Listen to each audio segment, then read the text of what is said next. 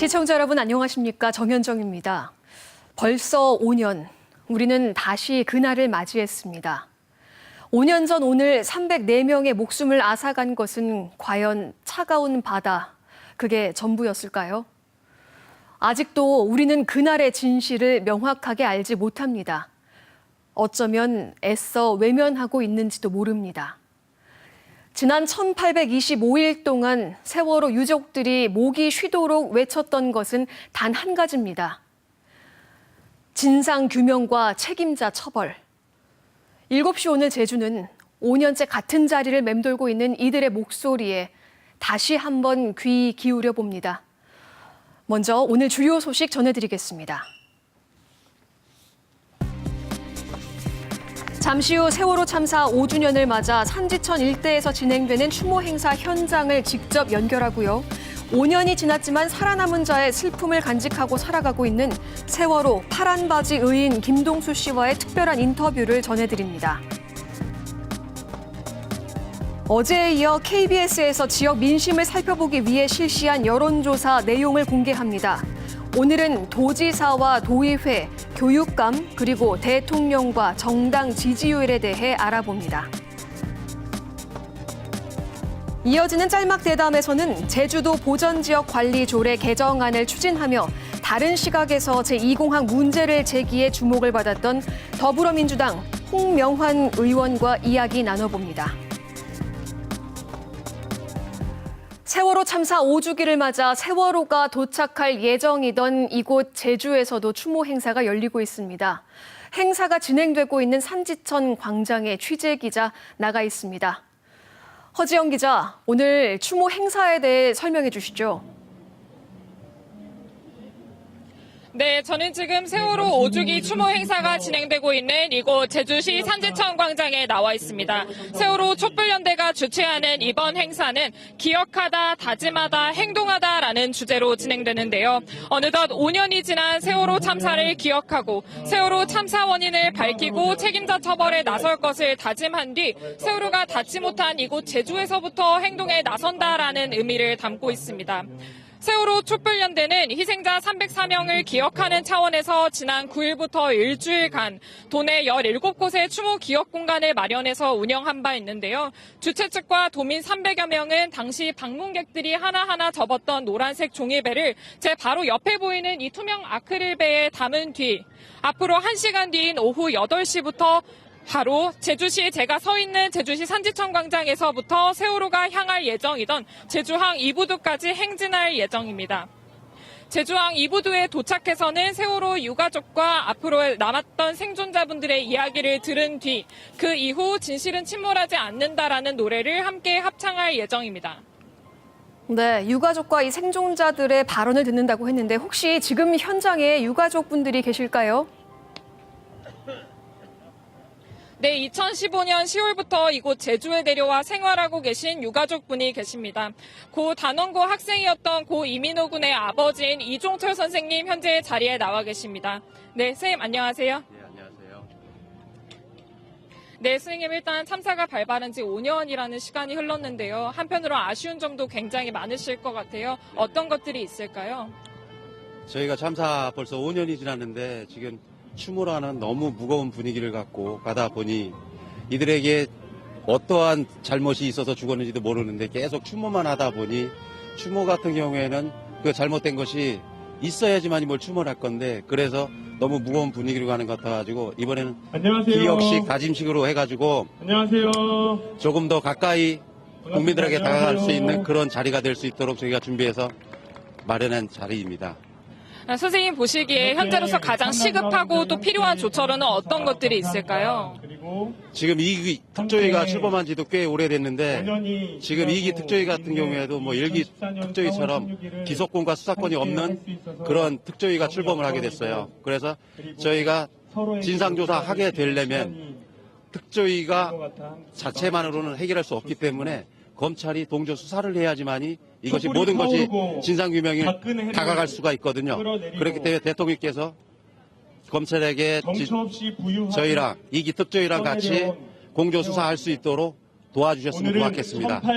네, 말씀 감사합니다. 나와주셔서 감사합니다. 이제는 세월호 생존자분 모시고 또 다른 이야기 들어보도록 하겠습니다. 세월호에 당시 탑승해 계셨던 최은수 선생님 자리에 나와 계십니다. 선생님 안녕하세요. 오전 8시 40분 일단 참사가 발발한 지 벌써 5년이라는 시간이 흘렀는데 그동안 어떻게 지내셨는지 궁금합니다. 화물기사 운전을 하였습니다. 당장급에서 나와라. 구하지 못한 사람들 생각이 너무 많이 나서 지금 술로 많이 지내왔는데 지금은 이제 친구의 도움으로 조금씩 지금 일을 시작하고 있습니다. 선생님께서는 생활이 어려우신데도 정부가 지급하는 어떤 배상금과 위로금을 전혀 받지 않으신 걸로 알고 있습니다. 특별한 이유가 있을까요? 유가족분들의 진상규명을 하기 위해서 했기 때문에 저희가 이제 조금이나마 보탬이 될까 해서 지금 5년 전 지금이나 1년 전에 이제 지금이나 뭐 달라진 게 하나도 없으니까 조금 뭔가 달라졌으면 합니다. 네, 말씀 감사합니다. 마찬가지로 나와주셔서 정말 감사드립니다. 참사가 발생한 지 5년이 지났지만 여전히 세월호가 왜 침몰했는지는 밝혀지지 않았습니다. 참사에 책임을 지고 처벌받은 사람 또한 드문 상황인데요. 수사 기소권 없이 내년 말까지 활동하는 세월호 특조위가 아닌 세월호에 관련된 사안들을 강제 수사할 수 있는 세월호 특별수사단을 설치해야 한다는 국민청원에 현재 12만 명 넘는 국민들이 서명했습니다. 오는 28일까지 서명 인원이 20만 명을 넘어서면 청와대가 공식적인 답변을 내놔야 하는 상황인데요. 때문에 앞으로의 상황을 좀 더 지켜봐야겠습니다. 지금까지 세월호 추모 행사가 진행되고 있는 제주시 산지천 광장에서 KBS 뉴스 허지영입니다. 네, 제주 산지천 일대에서 진행 중인 세월호 추모 행사 현장 전해드렸는데요.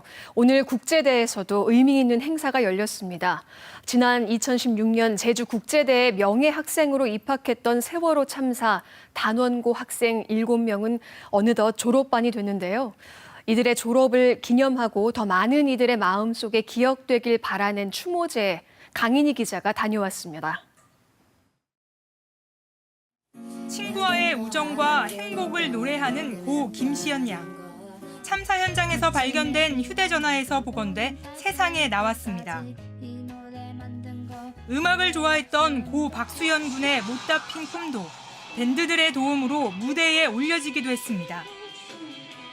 음악가의 꿈을 키우던 고 김시연, 박수현, 오경미, 이재욱, 홍순영, 강승묵, 안주현. 지난 2016년 제주국제대 대중음악학과에 입학한 지 어느덧 4년째를 맞았습니다. 동기 친구들이 직접 마련한 음악 공연.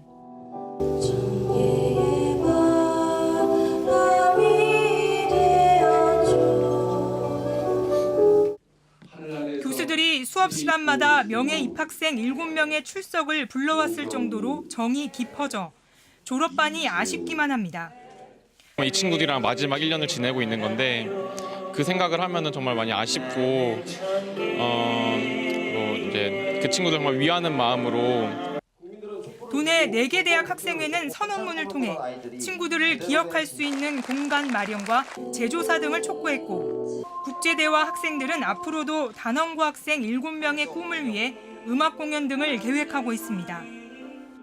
올해 4학년이 됩니다. 근데 졸업하고 나면 혹시라도 잊혀질 수도 있을 것 같아서 우리 영원히 기억하자라는 뜻에서 제주도 교육청에 마련된 추모 공간에도 수학여행 목적지였던 제주에 끝내 도착하지 못한 이들에게 위로의 메시지를 전하는 발길이 이어졌습니다. KBS 뉴스 강인입니다. 5년 전 침몰한 세월호에서는 승객 172명이 구조됐습니다. 그들 중 배 안에서 소방호스를 몸에 감은 채 승객들을 구해낸 파란 바지 의인 김동수 씨를 기억하십니까? 소중한 생명을 살려낸 의인으로만 알려졌지만 그 역시 생사의 갈림길에 섰던 고통, 나만 살아남았다는 죄책감을 안고 살아가고 있는 생존자입니다. 현재 그는 어떤 모습으로 살아가고 있는지 직접 만나봤습니다. 5년 전, 그날은 수백 명이 생사의 갈림길에 섰던 긴박한 하루였습니다.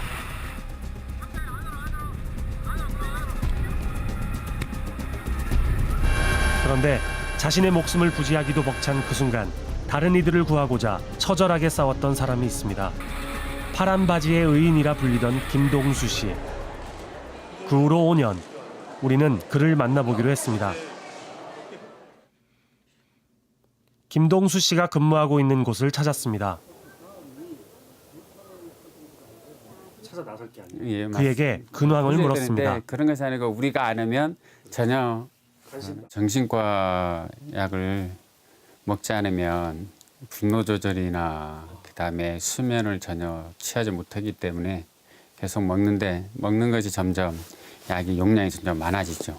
한 3월 달부터 되면 몸이 처지고 몸이 자기 이식을 내요. 그럼 더 사람이 나도 모르게 막 날카로워지고 아무것도 아닌 거에서 경계심을 더 갖고 그다음에 더 막 불안해져. 하면 전부 이거 뭐예요? 그는 현실에서의 불편함을 강하게 호소합니다. 상처받고 뭐 남들 만나는 것에 만날 수가 없으니까 대화 자체도 안 되고 그분들이 이해를 해주면 좋은데 이해를 못해서 그렇기 때문에 아내하고 가족 외에는 거의 생활 자체가 없죠.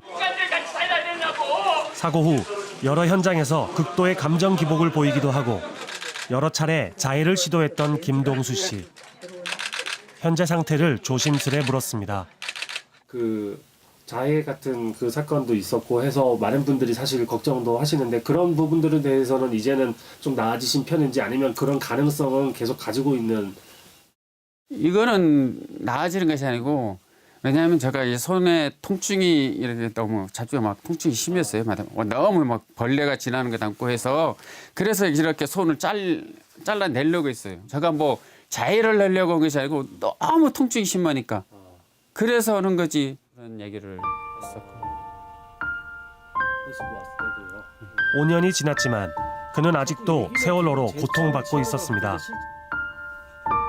등급이 나오고요. 네. 해주는 말이 뭐냐면 작은 약을 줘서 재우고 안정을 취할 수만 해줄 수 있지 다른 건 할 수 없으니까 이것이 나라가 나서서 뭐 일본을 보내든지 미국 외국에 좋은 병원을 한번 거대가서 치료를 받고 상담하는 것이 더 낫다고 이 선생님이 얘기를 하니까 그 국가는 전혀 지금까지도 아무. 김동수 씨는 파란 바지의 의인 이전에 수백 명이 목숨을 잃던 참혹한 현장의 생존자였음을 어쩌면 우리 모두 잊고 있는 건 아닐까.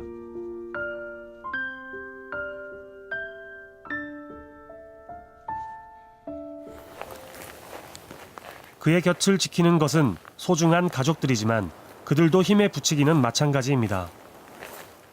설마 이번 오주기가 다가오는데 이제 시간도 흘렀는데 올해도 또 그렇게 힘들까 했지만 여전히 3월이 되니까 좀 달라지는 남편 모습 보면서 아, 몸이 기억하는구나라는 생각을 하게 됐어요. 그래서 가족이기 때문에 같이 고통을 감수해야 되는 거에 어느 정도 동의는 하지만 이 짐을 조금 사회나 국가도 좀 나눠줬으면 누군가 이렇게 일주일에 한 번이든 한 달에 한 번이든 좀 남편과 시간을 좀 같이 해서 하면.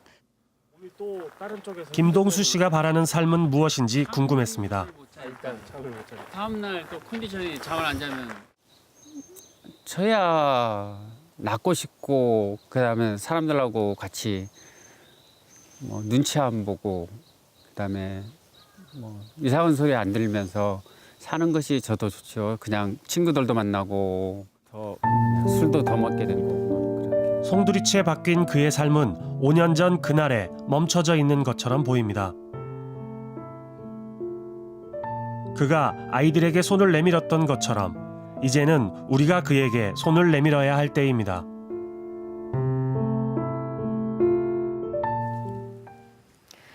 사랑하는 사람과의 이별은 인생을 살면서 겪는 가장 큰 슬픔 가운데 하나인데요.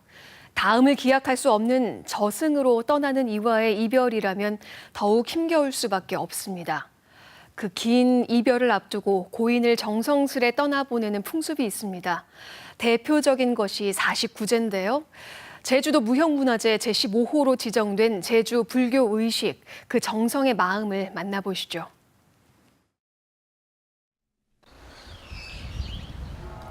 봄 햇살이 따사로운 날, 이 아름다운 날에 이별이 기다립니다. 그 명부 세계를 관장하는 그 그 열시왕님과 그 권속들에게 이제 공양을 대접해드리고 돌아가신 망자를 애원을 달래는 그러한 의식이 이제 49일입니다. 고인의 명복을 위해 마련된 자리. 불교에서는 죽은 사람이 다음 생을 받기까지 49일이 걸린다고 믿습니다.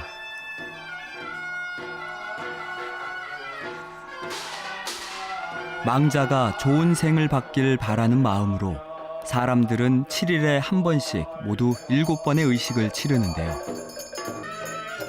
이 중 가장 마지막에 열리는 의식이 49제입니다. 제는 불교의 예배 의식을 의미하죠. 이제 육지지방의 그 시간까지 다 사라진 제들이 제주도는 옛날 방식으로 그대로 재현을 하고 있다는 거. 유일하게 제주도만이 갖고 있습니다. 이게 아주 이제 좀 지방 문화재가 아니고 이제 국가 무형 문화재로 보존해도 될 정도로 제주도만이 톡톡하게 지금 남아 있어요. 그 시연을 제주도 사람들만 할 수 있고요. 신견함이 탑을 49제 절차 중 영혼 천도 의식인 시왕각배를 볼 수 있는 곳은 제주가 거의 유일합니다. 소리도 다른 지역과 차이가 있습니다.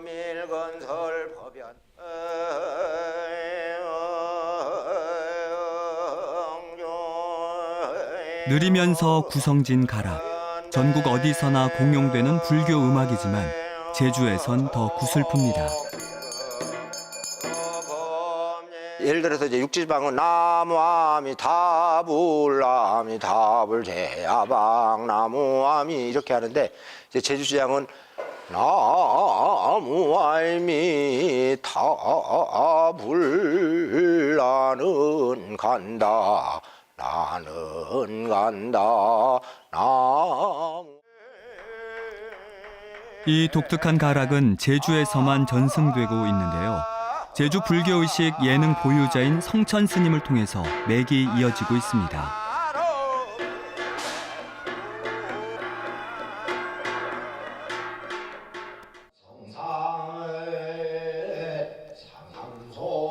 제주 불교의식은 사후 세계를 중요시 여겼던 제주 사람들의 세계관이 깃든 종합예술로 지난 2002년 제주 무형문화재로 지정됐습니다. 이제는 정말 보내줘야 할 때, 유가족은 49일을 보내며 비로소 이별을 받아들입니다. 이제 49제 의미는 이제 가족의 치유가 되는 거죠. 돌아가신 분들하고의 같이 마지막 장소 이별함으로써 제를 지냄으로써 일단 내 자신이 가족들이 일단 마음의 치유가 되는 그런 큰 역할을 하고 있는 것이죠. 성불합시다. 자, 49제 잘 지냈습니다. 제가 불자로서 이제 그 망인이 그 업을 씻고 좋은 곳으로 극락왕생하기를 바라는 마음으로 이 49제를 지내게 돼서 지금은 마음이 좀 홀가분해졌다고 할까요? 예. 그래서 편안해졌습니다. 세월이 빠르게 변하고 있어도 고인을 보내는 정성은 변함이 없습니다. 살아서도 죽어서도 함께하는 제주 사람들. 제주 불교의식은 제주 공동체 문화가 담긴 소중한 유산입니다.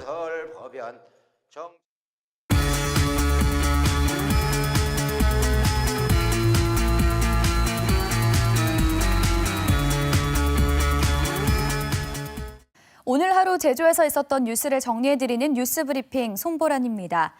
제주 도민이라면 꼭 알아야 할 오늘 제주의 시사용어, 제주 제2공항 문제와 관련해서 자주 거론되는 사전 타당성 조사에 대해서 알아보겠습니다.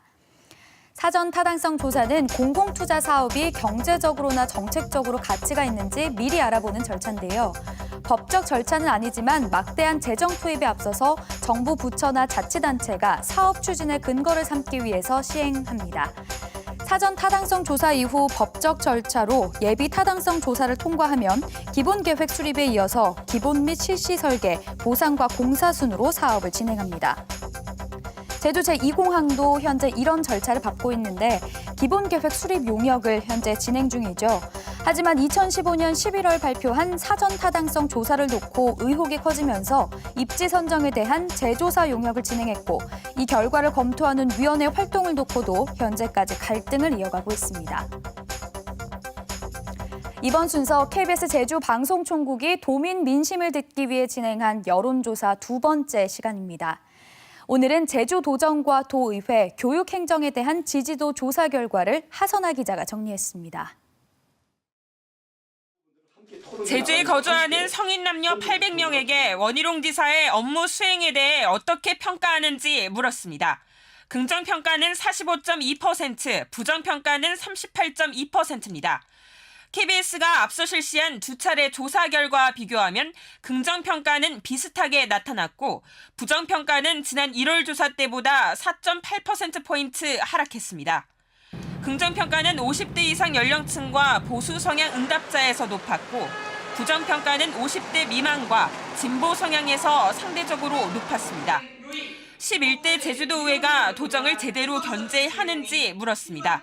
긍정평가는 33.6%, 부정평가는 45.4%로 부정평가가 높았습니다. 1월 조사와 비교하면 긍정평가는 비슷한데 부정평가는 다소 하락했습니다. 민주당이 도의회 다수당이지만 민주당을 비롯해 정의당과 제주녹색당 등 진보정당 지지층에서 부정평가가 많았습니다. 이성문 교육감의 업무 수행을 묻는 말에 긍정평가가 44.7%로 부정평가 22.9%보다 높았습니다. 지난 1월 조사와 비교하면 긍정과 부정평가 모두 하락했는데 잘 모르겠다는 응답이 늘었습니다. 문재인 대통령이 직무 수행을 잘하는지를 묻는 말엔 긍정평가 57.4%, 부정평가 37.1%로 나타났습니다. 현재 지지하는 정당으로는 더불어민주당이 35.5%, 자유한국당 12.7%, 정의당 9.2%, 바른미래당 4.1%, 제주녹색당 1.6% 순이었습니다. 지난 1월 조사와 비교해 민주당 지지층은 2.1%포인트 하락하고 정의당 지지층이 1.3%포인트 올랐습니다. 이번 여론조사는 KBS 제주방송총국이 여론조사 전문기관 디오피니언에 의뢰해 지난 12일과 13일 만 19살 이상 도민 800명을 대상으로 유선과 휴대전화로 시행했으며 표본 오차는 95% 신뢰 수준에 플러스 마이너스 3.5%포인트, 응답률은 17.8%입니다. KBS 뉴스 하선아입니다. 사전 타당성 용역진이 제주공항 확충 방안을 2단계로 나누어서 연구했다는 소식 전해드렸는데요. 그런데 용역 최종 보고서에는 이 2단계 내용만 빠져 있어서 결과를 조작한 것 아니냐는 의혹이 나오고 있습니다. 보도에 최승민 기자입니다. 제주공항 인프라 확충 사전 타당성 용역진이 직접 작성한 전문가 자문회의 자료. 지금의 제주공항을 2020년 1단계, 2025년까지 2단계로 나눠 확충하면 연간 4천만 명의 여객을 처리할 수 있다고 나와 있습니다. 전문가 자문회의가 열린 시점은 2015년 10월 20일. 사타 용역진이 제2공항 입지 선정 결과를 발표하기 불과 20일 전입니다. 하지만 이후 나온 최종 보고서는 엉뚱하게 바뀌어 있습니다. 보고서 116쪽, 공항 인프라 확충 단계를 보면 전문가 자문회의 자료와 똑같이 단기 1단계와 2단계로 구분했습니다. 하지만 실제 단기 확충 계획엔 2020년까지 시간당 최대 40회, 연간 3,150만 명을 처리하는 1단계 내용만 넣고 2단계 내용은 없습니다. 불과 한 달도 되기 전 전문가들과 자문회의를 하고 확충 단계까지 제시했는데도 내용만 쏙 빠진 겁니다. 용역 결과를 조작한 것 아니냐는 의혹이 나오는 대목입니다. 일각에선 2단계 확충안이 용역진과 국토부에서 공개하지 않고 있는 ADPI 보고서 내용과 연관된 것 아니냐는 목소리가 나오고 있습니다. 특히 미국 버지니아 텍의 자문 보고서도 입지 선정 발표 한 달 이후에나 나온 것이 확인되면서 의혹은 더 커지고 있습니다. 이 연구 결과를 누락하고 11월에 미리 그 입지 선정을 발표해버린 거죠. 결국 외국 기관이 참여한 이 용역 결과와 자문 결과를 고의적으로 누락시킨 것이 확실히 확인된 겁니다. 국토부는 지난달부터 용역진에게 제주공항 확충 방안 연구인 ADPI 보고서를 제출하라고 공식 요구했지만 아직 받지 못하고 있습니다. KBS 뉴스 최승민입니다. 이공항 성산읍 반대 대책위와 범도민 행동은 오늘 도의회 도민회방에서 기자회견을 열고 KBS가 연속 보도한 ADPI 보고서 누락 의혹과 관련해 경찰 고발을 검토하고 있다고 밝혔습니다. 이들 단체들은 용역비로 1억 원 넘게 쓰인 ADPI 보고서에 연간 4천만 명의 여객을 처리할 수 있는 제주공항 확충 방안이 담겨 있을 것으로 추정된다며 국토부가 이 자료를 공개하지 않으면 고발하겠다고 밝혔습니다. 또 내일부터 재개되는 제2공항 타당성 재조사 검토위원회에 참여해 제2공항 건설이 적절한지 철저히 검증하되 도민 공론화 실현에 도의회가 적극 나서고 원희룡 도지사가 이를 수용할 것을 요구했습니다. 중소벤처기업부는 오는 7월 블록체인 규제 자유특구 지정을 앞두고 제주가 아닌 부산시를 우선 협상자로 선정했다고 밝혔습니다. 블록체인 특구로 지정되면 특구에 입주하는 관련 업체의 각종 규제가 면제됩니다. 제주는 특별자치도로서 제도적 유연성, 국제 자유도시의 자본 유치 용이성 등을 장점으로 내세우며 부산과 마지막까지 경합했지만 선정되지 못했습니다. 서귀포시는 단독주택 20개 동을 이용한 대규모 불법 숙박업소를 적발해 자치경찰에 고발했다고 밝혔습니다. 해당 업소는 2017년부터 성산읍에서 농어촌 민박을 운영하면서 신고된 건물 1개 외에 주변의 단독주택 20개 동을 임대해 불특정 다수를 상대로 하루 8만 원에서 월 평균 500만 원 상당의 숙박료를 받는 미신고 숙박업을 하다가 적발됐습니다. 제주도 자치경찰단은 지난달부터 미세먼지에 영향을 줄 수 있는 먼지 날림 사업장을 특별 단속해 10곳을 적발했다고 밝혔습니다. 이번에 적발된 사업장들은 레미콘 제조업체와 건설 현장 등으로 덮개 없이 시멘트를 야적하거나 공사장 출입 차량에 바퀴를 싣는 시설을 갖추지 않는 등의 혐의를 받고 있습니다. 자치경찰은 10곳 가운데 9곳을 대기환경보전법 위반으로 입건하고 1곳은 행정처분하도록 통보했습니다. 서귀포경찰서는 서귀포 일대 편의점과 영세 영업장 등에서 연쇄 절도를 벌인 30대 남성을 붙잡아 조사하고 있습니다. 이 남성은 지난해 11월부터 닷새 동안 서귀포시 식당과 편의점 등의 얼굴을 가린 채 침입해 18차례에 걸쳐 현금 500여만 원을 훔친 혐의를 받고 있습니다. 지금까지 뉴스 브리핑이었습니다.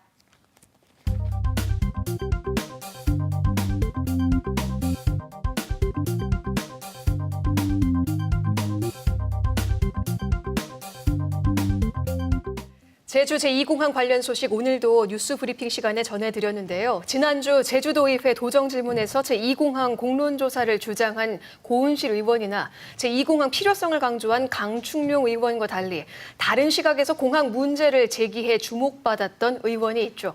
바로 관리보전지역 조례 개정안을 놓고 원희룡 지사와 대립각을 세웠던 더불어민주당 홍명환 의원입니다.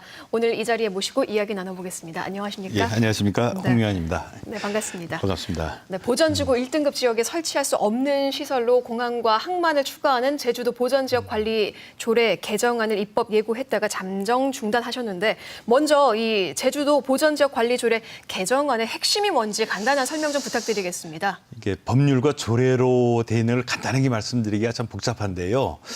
핵심은 이겁니다. 절대 보전 지역에서는 그 공항이라든지 항만같이 자연의 원령을 훼손하는 대규모 시설은 할 수 없도록 돼 있는데 관리보전지역 1등급에서는 그냥 할 수 있도록 돼 있어서 이 절대보전지역과 관리보전 1등급은 제주특별법상에서 그 357조 6항에 이게 동등하게 관리하도록 돼 있는데요. 지금 조례가 이거하고 지금 맞지를 않아서 특별법에 맞춰서 조례를 개정하자 이렇게 말씀드릴 수 있습니다. 그런데 이 개정안을 지난 3월이었나요? 한번 입법 예고했다가 철회를 했고 지금 다시 입법 예고를 검토한 특별한 이유가 있을까요? 이 복잡한 그 법률과 그다음에 조례, 그다음에 도의회 동의 절차, 그다음에 변경 이러한 과정들을 그 일반 우리 도민들께서 사실 쉽게 이해하기가 좀 힘듭니다. 이런 상황에서 지금 공항이 지금 찬반 문제가 지금 엮여 있는데 단순히 이번 조례에 대해서 찬반 이렇게 해서 갈등이 또 촉발되고 이러다 보니까 우리 도민들께서도 좀 더 저도 설명드릴 기회가 있어야 되고 그다음에 집행부도 한 번 더 검토하고 도지사에게 도정 질문도 하고 이렇게 해서 한 번 더 점검을 해보자. 숙고의 시간을 갖자고 해서 저도 이제 잠깐 발의 유보를 했었고요. 네. 이번 도정 질문을 통해서 도지사께서 나름대로 그간 검토됐던 내용을 저도 한번 답변을 들어보자 해서 질의를 했었는데 조금은 좀 실망스러운 답변이 있는 상태입니다. 네. 실망스러운 답변이라고 하셨는데 아무래도 그 제2공항 예정 부지에 지하수 1등급인 지하수 보전지구가 4만 제곱미터 이상 산재해 있죠. 그래서 조례안 발의의 목적이 공항 추진에 제동을 걸려는 게 아니냐, 이게 제주도의 입장인데요. 여기에 대해서는 어떻게 생각하시나요? 글쎄요, 저도 처음에 이게 그 공항 부지에 뭐 몇만 제곱미터가 있었다는 것도 사실 이게 발의한 이후에 집행부에서 발표하니까 알았고요. 지금 오해하고 계시지만은 공항이나 항만 등 1등급에서는 절차를 밟으면 할 수가 있습니다. 시설을 설치할 수 있거든요. 단지 도의의 동의 절차라는 그 하나의 절차를 거치면은 네. 어떠한 공공시설도 지금 설치가 가능하도록 이 조례에서는 돼 있고요. 네. 그 다음에 그 집행부에서 지금 뭐 이게 소급 적용이 안 된다 이런 발언도 또 네네. 이번에 하시더라고요. 아니 근데 그거 상식적입니다. 네. 과거로 돌아가서 소급 적용할 수 있는 건 아니고요. 그 다음에 이번에 제2공항 예정부에 적용이 될 것인가 말 것인가도 이게 법제처 해석이라는 유권 해석을 받아서 실시 이번에 적용이 되는지 안 되는지 이것도 사실은 추후에 검토해야 될 것인데 벌써부터 지금 예단하고 있다는 거죠. 제2공항에 적용이 될지 안 될지는 확실하지 않은 문제이고 그렇죠. 이거는 이제 절차적으로 좀 도의회에서 한 번 더 검토를 하기 위해서 그렇죠. 어떻게 보면 법적 권한을 갖기 위해서 이거를 좀 의견을 냈다고 그렇습니다. 보면 될까요? 네. 지난 11일 도정질문에서 이제 보전지역 관리조례 개정을 놓고 또 원희룡 지사가 공방이 오갔지 않습니까? 관리보전지역에 도로도 개설할 수 있는데 공항을 이제 배제하는 것은 상위법 위반이고 위헌이라는 도지사의 주장에 대해서는 또 어떻게 반론하시겠습니까? 그래서 제가 2월 7일부터 그 환경부서 소관부서인 환경부서하고 쭉 협의해 오면서 지금 지금 법과 제주특별법에 이 조례가 좀 이게 맞지가 않다. 그렇게 해서 좀 논의를 전개해 오면서 진행해 왔던 내용인데 소관부서하고 이번 원희룡 지사님의 그 답변은 네. 조금은 좀 이게 제가 생각하기에는 좀 불일치하다. 지사님께서 약간 행정가라기보다는 약간 정치적인 어떤 발언을 하신 게 아닌가 상당히 좀 유감스럽습니다. 근데 이제 아무래도 원 지사 입장에서는 정치적인 발언을 할 수밖에 없는 게 이 개정안을 입법 예고한 시기의 문제가 아닐까 싶은데요. 그렇죠. 지금 이 문제를 제기했기 때문에 그런 의견을 또 내놓은 거겠죠? 그런 어떤 지금 공항 때문에 상당히 민감한 시기인 그렇죠. 거는 네. 맞습니다. 맞는데 그렇다고 해서 공항 예정 부지라고 해서 어떤 제도나 법률에서 어떻게 보면은 그냥 넘어갈 건 아니라고 보거든요. 좀 심도 있는 검토가 좀 필요하다고 봅니다. 네. 제2공항 문제와 이게 또 연결이 되면서 도의회 안에서도 이 합의를 모으기가 어렵지 않겠냐 하는 관측이 있습니다. 여기에 대해서는 어떻게 보시나요? 글쎄요. 의원님들은 나름대로 어떻게 보면은 법률과 입법 권한을 갖고 계신 분이어서 나름대로 심도 있게 검토하시라고 봅니다. 네. 특히 이번 조례는 특별법 제357조에 보전지구의 등급이라든지 이런 것은 도조례로 정한다라고 분명히 돼 있거든요. 그다음 358조에 보전지구의 어떤 행위 제한도 도조례로 정하도록 돼 있고 또 358조 제2항 7호에서는 예를 들면 적용의 예외 조항도 도조례로 정하도록 이렇게 돼 있기 때문에 이러한 어떤 법률에서 제주도 조례로 정하도록 한 사항에 대해서 우리 도의회가 저는 도의회의 어떤 동의권을 회복하는 차원이라고 보거든요. 네. 이거에 대해서 우리 의원님들은 나름대로 차분하게 체면하게 잘 검토하실 것이라고 보고요. 네. 저는 어떤 도의회 내에서의 어떤 의원님들의 나름대로 전문성을 살려서 저는 네. 무난하게 통과가 될 통과될 것으로 것이다. 그렇게 생각하고 있습니다. 또 원희룡 지사는 이 해당 조례가 통과하면 제의를 요구하겠다. 라는 입장을 내놨죠. 그래 이번에도 그 얘기 들어가고 저도 참 어떻게 보면 이제 깜짝 놀랐습니다. 사실 지금 제의를 지금 발의도 안 냈고 그 소관 부서인 그 환경도시위원회가 있거든요. 소관위원회에서 검토도 안 된 내용을 갖고 벌써부터 제의를 운운한다는 게 저로서는 상당히 좀 유감스럽고요. 그 절차가 있거든. 절차에서 도는 도 나름대로의 입장을 소관부서를 통해서 입장을 밝히면 되는데 벌써부터 제의를 이렇게 운운하는 거는 도에 대한 어떤 입법권을 지금 침해하는 게 아니냐. 네. 저는 도리어 도지사께서 너무 좀 정치적이고 너무 경솔하게 지금 행동하고 있는 것은 아닌가. 참 우려스럽습니다. 네. 이쯤에서 이제 제가 좀 의원님께 개인적으로 궁금한 게 있는데요. 의원님 생각은 정말 어떠십니까? 제주도 보전지역 관리조례 개정안을 입법 예고하신 것 때문에 이게 제2공항을 막으려는 게 아니냐는 이제 의혹을 사고 있는데 정말 개인적인 의견은 찬성이십니까? 반대십니까? 사실은 이 건은 별개의 건인데요. 이게 자연 환경을 보존하자는 건하고 그다음에 공항 문제는 또한 지금 우리 도민 사회에 지금 몇 년간의 갈등인데 저는 그렇다고 봅니다. 지금 우리 문재인 대통령께서도 지적하셨다시피 절차적인 투명성이 확보가 돼야 된다. 지금 사전 타당성 조사 용역을 저도 최근에 한번 심도 있게 검토를 해봤는데 심각하게 문제가 있다. 특히 그 현공항에 대한 어떤 그 검토 내용들 이번에 버지니아텍 그 자문 보고서라든지 제가 한번 그 내용을 봤다가 정말 깜짝 놀랐는데요. 네네. 이렇게 제2공항에 비해서 비용적으로는 한 10분의 1, 그다음 면적으로는 한 200분의 1에 이런 어떤 그 방법이 있었는데 왜 이게 누락이 됐을까? 그러니까 제가 이해가 안 절차적 됩니다. 타당성과 절차적 정당성에 대한 의문이 든다라는 그렇습니다. 말씀이시고요.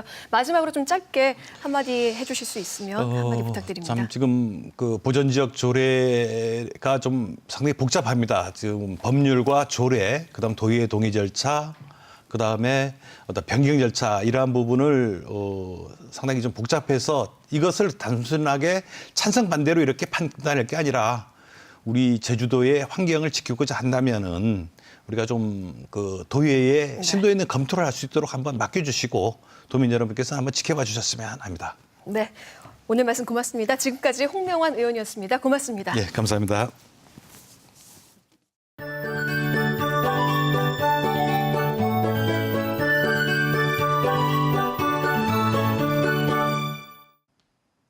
오늘 올봄 들어 가장 따뜻한 날씨를 보였습니다. 낮 기온이 21도까지 올라 5월 상순의 날씨처럼 다소 덥기까지 했는데요. 내일 아침은 오늘보다 기온이 더 올라 포근한 날씨가 이어지겠지만 비가 오겠습니다. 오늘 밤부터 내일 낮까지 10에서 40mm의 비가 오겠으니 내일 출근길은 우산 챙기셔야겠습니다. 비가 오는 지역에는 안개가 짙게 끼어 있어 속도 줄이고 안전 운전하셔야겠습니다. 곳에 따라 돌풍과 천둥, 번개가 동반되겠으니 시설물 관리와 안전사고에도 유의하셔야겠습니다. 비가 그친 오후에도 남동부와 산지로는 빗방울이 떨어질 것으로 보여 내일은 바깥 활동에 불편함이 있겠습니다. 다음은 내일의 기온과 해상 날씨입니다. 아침 기온 11에서 14도 분포로 오늘보다 약간 높겠고 낮 기온은 18도까지 오르며 오늘보다 약간 낮겠습니다. 내일 바다의 물결은 제주도 앞바다에서 최고 2.5m로 다소 높게 일겠고요. 제주도 남쪽 먼바다의 물결도 최고 2.5m까지 일겠는데요.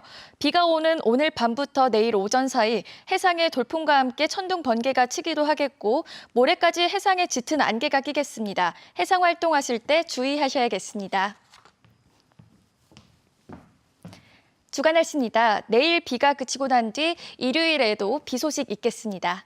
날씨였습니다.